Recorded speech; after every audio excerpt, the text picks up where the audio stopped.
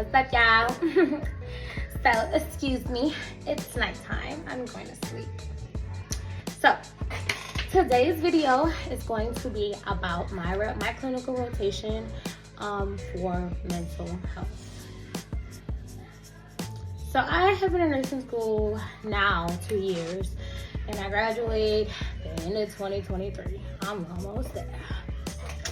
Anyway, so mental health, let's jump straight into it. Mental health was like, it was one of those rotations where like you didn't know what to expect. Like, okay, I know I'm going to a mental health hospital, but am I going to be like assessing Q4 vitals? Am I going to be like, I don't know, doing a head to toe? Am I going to be, yes, you are. Vitals, not so much, okay? And the reason why I say that is because mental health cannot be assessed with vitals. I mean, it can. Yes, you should still be getting your vitals, you know, based on what your hospital requires, but it's not the same as if it's like the changes are going to be in this patient's, I don't know. I mean, yeah.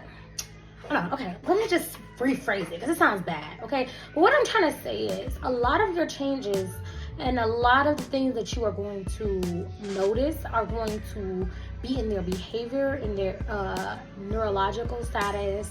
That's the things, like, is what I'm trying to say. Like, you know, like, you may see some changes in the physical assessment, but the changes, it's a mental health facility. So you have to talk to the patients. You have to know what their baseline is and what's not.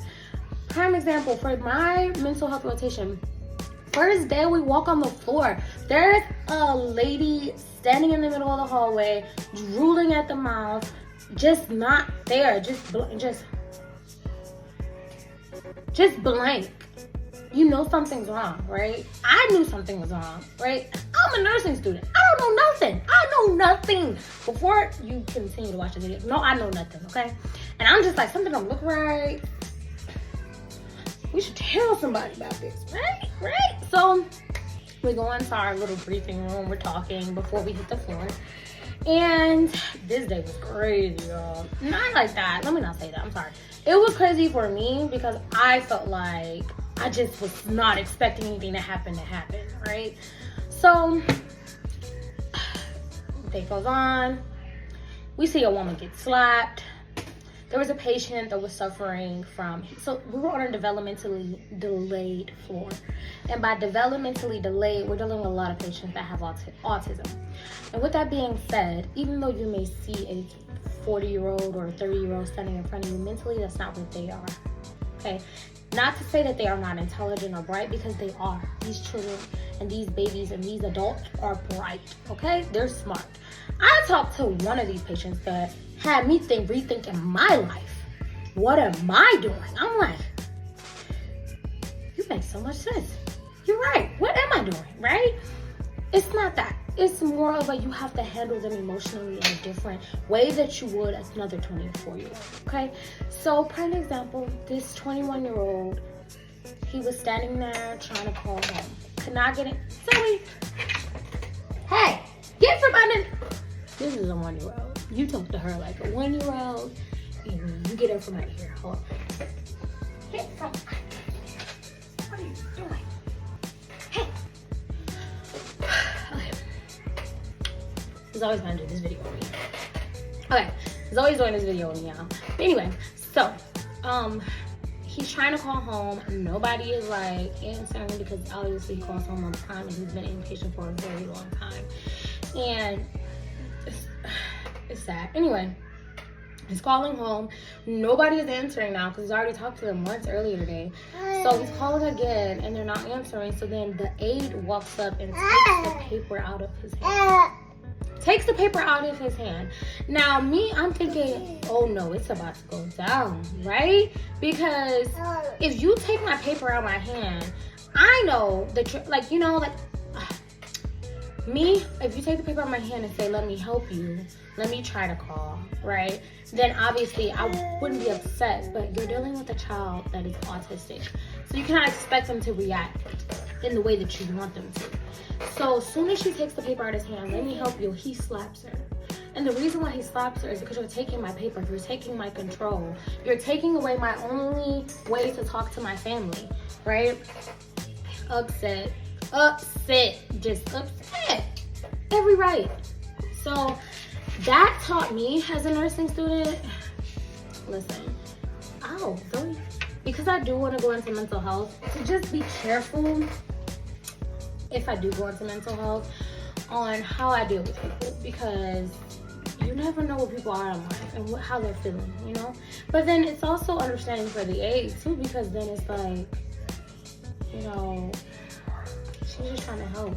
She felt bad, you know? But it got worse, y'all. It got much worse, but I'm not even gonna go into all that. I'm gonna just say people got involved, siblings got involved. It was crazy. Anyway, moving forward. Another situation, back to the girl that when I first walked on the floor was just standing there, right? So for me, it was like, whoa, right? So if we find out later in the day, she was over medicated. They had given her too many milligrams of sedation. They had to end up switching it, giving her antidote and everything because she had too much. You guys were sedating her to the point where she was in stupor. Like, I get. And then I remember even before we hit the floor, like when we hit the time we were briefing, they were telling us, watch out for her. She's, you know, violent and blah, blah, blah. But when I saw her, she was nothing of the sort. And by the next week when we went back, you guys, whole different person. She was talking, not talking, but she was like saying little words. Like you can hear a little something, but she wasn't even completely out of it. And then we were sitting down, we were doing group therapy with them, because that's primarily what we did, was group therapy. We would sit in a group therapy session, we would like talk to them, and we would do our paperwork, and you know, we would do our assessments and etc. We would, you know, talk to the nurses and things like that. But anyway, we were sitting in group therapy. She walks up to me and says, "Can I talk to you?" I said, "I'm about to get some nerves." Right? So we go out in the hallway. That's not funny. I shouldn't laugh. I'm sorry. We go out in the hallway and she just says, "I just want to go for a walk." So we go for a walk and she's talking to me, telling me how her dad calls her names and hurts her feelings, which is why she's there. And he called her stupid and he hit her. And so, he called her stupid, hurt her feelings, so she told him to shut up, screamed at him and told him to shut up, and she hit him. And mind you, autism, right? And you would think as a parent you know better, but that's not my business, right? I'm not here to judge people, right? I'm sorry, I didn't mean to say that, but that just really bothered me because I'm just like, and then I get caregiver role strain because you get tired. I get it. Right? I may not have an autistic child, but I know she can. But with children, we have to have patience. And you can't be patient. I feel like the patient's parents did the right thing by sending her to a facility because obviously they were upset. But I feel like maybe, I don't know what you can do in that situation because I'm not in that situation, but that was just the situation that occurred and she told me, so it hurt me because I felt like I wanted to help but I didn't know how to help, you know. So we talked. I gave her some like breathing techniques and things like that the next time she's upset, and yeah. So mental health rotation was pretty good, you guys. I loved it. I really truly loved it. I felt, I don't know, I can't describe how I felt. Maybe I felt like that because they were developmentally delayed is the reason why I permanently enjoyed it, is because they were so happy regardless of what was going on with them. Like, even though they were in like an inpatient facility, they were just still like full of life, you know, willing to talk to you, willing to open up to you, willing to play with you, you know, willing to like, you know, just open, you know, like, I don't know. But yeah, so as far as the workload for mental health, oh my God, it was not a joke, okay? It was nothing with my mental health, okay? I struggled because I really wanted to do well in mental health. I ended up doing great. I'm not gonna lie, I did. But I I was in the process of getting married and preparing to move to California. So I knew I had to do well, right? So it was a struggle, but we got through it, y'all. Best advice, if you are about to go to mental health rotation, okay, yes, bring your stethoscope, right? Pack everything that you would normally pack, but put it in your car, and just in advance ask your professor, okay, what should I bring and what shouldn't I bring? Because every professor has their preferences, right?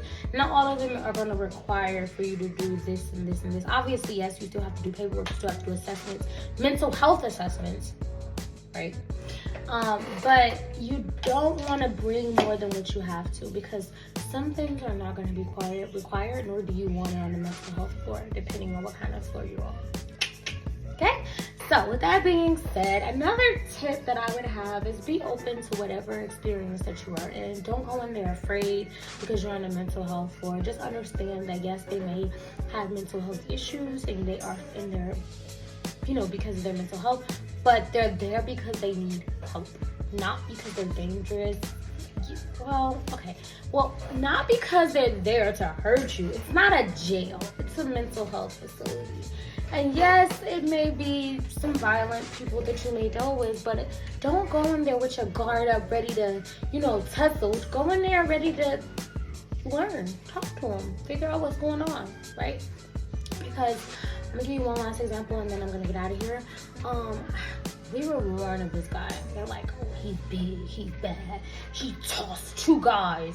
And I'm just like, oh, I can't wait to see him, right? I'm like, whoo, right? It's about to be a journey. No, it was not like that. This is the guy I was just mentioning. He was super intelligent. He was super, super dope. Could draw.